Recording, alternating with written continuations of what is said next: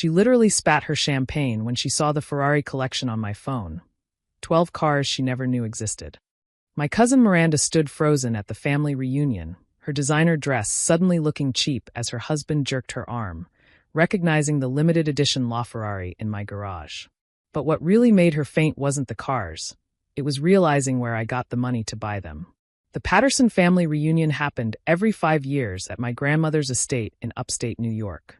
This year, I'd deliberately driven my beat-up 2008 Honda Civic, the same one I'd had since college, complete with the dented bumper and fading paint. I parked it between Miranda's new Mercedes G-Wagon and her brother's Porsche Cayenne, knowing exactly what would happen. "Oh my God, Sophie." Miranda's voice carried across the garden where 50 relatives mingled with their champagne flutes. "You still have that piece of junk? How embarrassing." I adjusted my simple sundress, Target, $30, and smiled. "It gets me where I need to go. Clearly not very far." She laughed, gesturing to her husband Derek, an investment banker who never missed a chance to mention his bonuses. Derek was just saying we should start a family fund for the less fortunate relatives. To help with things like car payments. Other cousins gathered, drawn by the scent of drama. Miranda had always been the peacock of the family, married rich, flaunted it constantly, and never missed an opportunity to highlight others' perceived failures. "That's generous of you," I said, sipping my water while they clutched their champagne. "But I'm good." "Sophie, sweetie, pride won't pay your bills." She touched my arm with perfectly manicured nails. "It's been 8 years since college? And you're still, what do you do again?" "I work in automotive consulting." "Right. Well, Derek knows people. Real jobs with actual salaries. You could finally afford something that doesn't look like it belongs in a scrapyard." Derek smirked behind his Ray-Bans. "Miranda's right. My firm has secretary positions. You could probably work your way up to making 60, 70 grand eventually. Enough for a decent Toyota." That's when cousin Tyler joined in, fresh from showing off his new Rolex. "Remember when Sophie used to talk about starting her own business? God, we were all so naive back then." "I did start my own business," I said quietly. Miranda laughed harder. "What, selling essential oils? Everyone's an entrepreneur these days. Hun, real success looks like this." She gestured to her outfit, her car, her husband. "Some of us actually succeeded in life." The crowd around us had grown. Aunt Patricia, Uncle George, various second cousins, all watching Miranda's performance. She'd done this at every reunion since marrying Derek 7 years ago. The poor cousin Sophie show. "You know what?" Miranda pulled out her phone. "Let me get a picture of your car for my Instagram. My followers love those humble beginnings posts. It'll be inspirational. Look how far you can come with hard work." Of course, some people never leave the beginning stage. That's when I pulled out my phone. Actually, since we're sharing car photos, I opened my security app and navigated to the garage cameras. "Let me show you something." The first swipe revealed the LaFerrari, bright red, only 499 ever made. Miranda's champagne glass tilted dangerously. That's not." I swiped again. The Bugatti Chiron in midnight blue. Then the McLaren P1. The Pagani Huayra. The Koenigsegg Agera. One after another, 12 of the world's most exclusive hypercars filled my phone screen, each in its own bay of a pristine garage. Are you house-sitting for someone?" Tyler's voice cracked. "No." I kept swiping, showing the garage from different angles. The cars were real. The surveillance timestamp showed today's date. "This is my collection." Derek grabbed Miranda's arm as she swayed. He recognized these cars. He'd probably dreamed about them, put posters on his dorm room wall, calculated how many bonuses it would take to afford just one. "Bullshit," Miranda whispered. You drive a piece of shit Honda. By choice." I put my phone away. "I like my Honda. It was the first car I bought myself. Keeps me grounded." But how?" Tyler's Rolex suddenly looked like a toy. "Remember that automotive consulting business you all laughed at?" I smiled.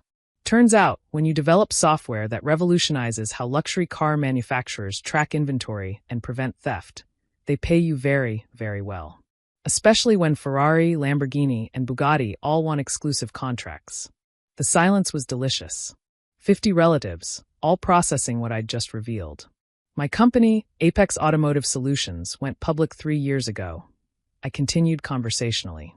"We're valued at $2.8 billion now. I retained a 40% stake." Miranda's mouth opened and closed like a fish. Derek had gone pale. But the best part? I looked directly at Miranda.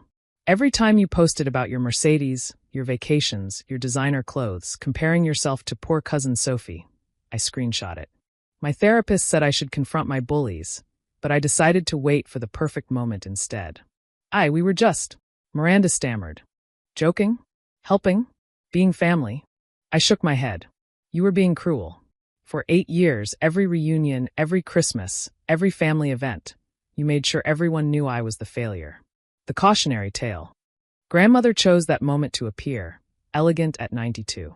Sophie, dear, I saw the news about your donation to the Children's Hospital. $20 million. How wonderful.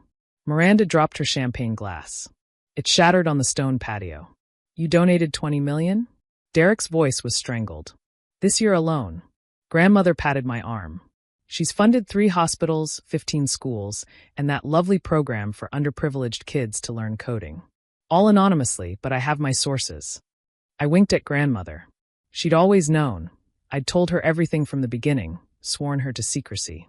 She'd watched Miranda's cruelty for years, waiting for this moment as patiently as I had.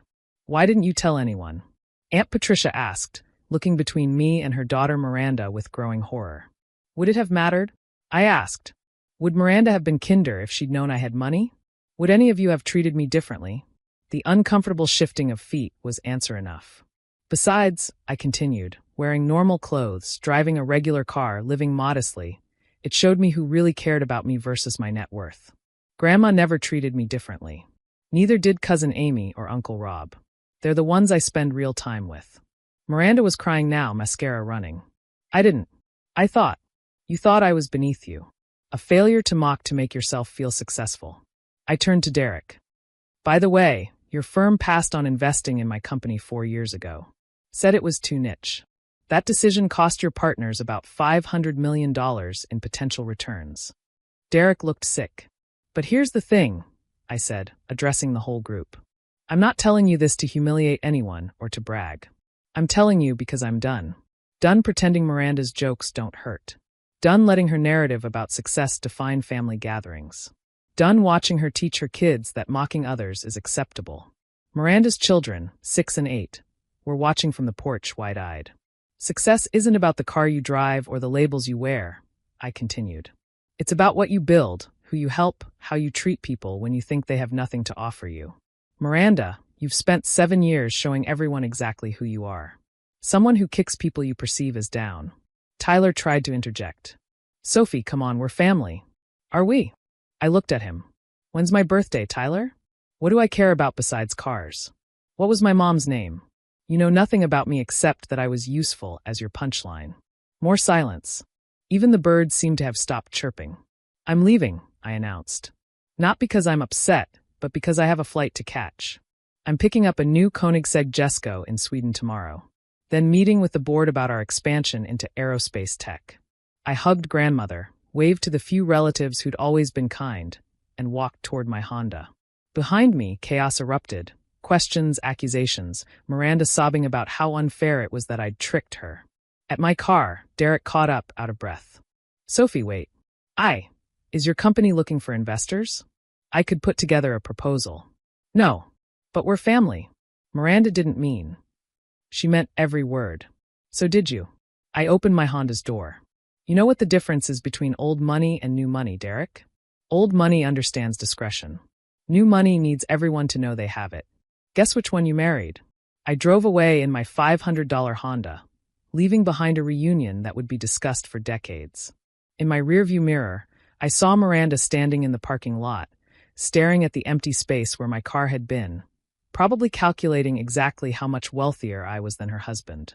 The Honda's engine made a concerning rattling noise as I reached the highway. I smiled. Maybe it was time to retire it, donate it to a museum of cars that fooled shallow people. Or maybe I'd keep driving it to every family event, a rolling reminder that true wealth whispers while insecurity shouts. My phone buzzed with texts, cousins suddenly remembering how close we'd always been, aunts mentioning investment opportunities, uncles offering business advice I didn't need. I turned it off. The 12 hypercars in my garage were engineering marvels, dreams made real. But this Honda? This was my masterpiece. A $500 test that revealed exactly who in my family valued me versus my money. Miranda had failed that test spectacularly, publicly, and irrevocably. Her husband grabbing her arm hadn't been about steadying her from shock. He'd recognized something she hadn't. That she'd just publicly humiliated someone who could buy and sell his entire firm without noticing the expense. His quick mental math had calculated not just my wealth, but the connections, influence, and power that came with it. They'd spend the drive home fighting. Him furious about the missed opportunity, her defending actions that now seemed impossibly stupid.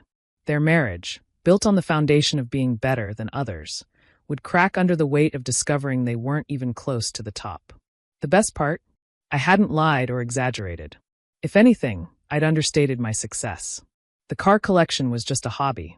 The real wealth was in the patents, the government contracts, the autonomous driving technology that would revolutionize transportation within the decade. But Miranda would never know those details. She'd spend years Googling my company, torturing herself with each news article about our growth. She'd see my name on Forbes lists and remember how she'd called me poor Sophie, while I was signing deals worth more than her husband would earn in a lifetime.